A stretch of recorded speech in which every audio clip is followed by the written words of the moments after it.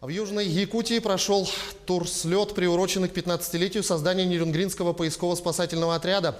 Желание поучаствовать в новом направлении изъявили школьники всего района. Об этом виде спорта и его юных участниках расскажет Екатерина Павлова.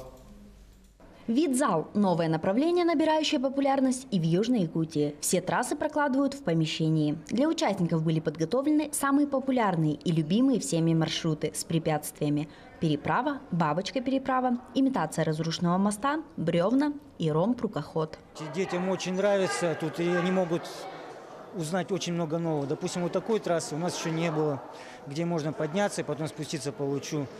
Также привлечены у нас дети, которые впервые, вообще они еще ни разу не участвовали в этих мероприятиях. Сегодня они имеют возможность ознакомиться с маршрутами, чтобы в дальнейшем уже принимать участие в полноценных турслетах. Желание поучаствовать в новом направлении турслета изъявили школьники города и поселка Чульман. Всего более 70 участников.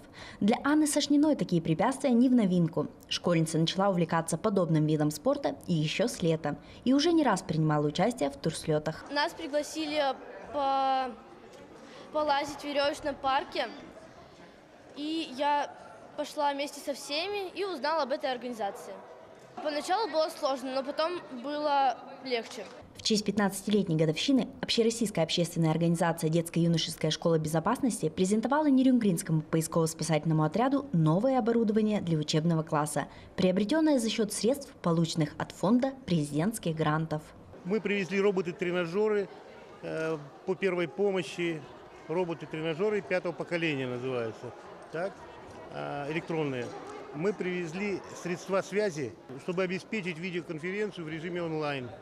Таким образом, мы планируем обучать не только профессиональных спасателей, помогать нашими методистами и опытными преподавателями, не только профессиональных спасателей, но и добровольцев, детей. Организаторы Россоюзпас и местное отделение ДОСААФ уверены, что турниры и подобного рода соревнования – это профилактика безнадзорности детей и подростков, а также проявление патриотизма и гражданственности. Екатерина Павлова, Захар Головин, Нерюнгри.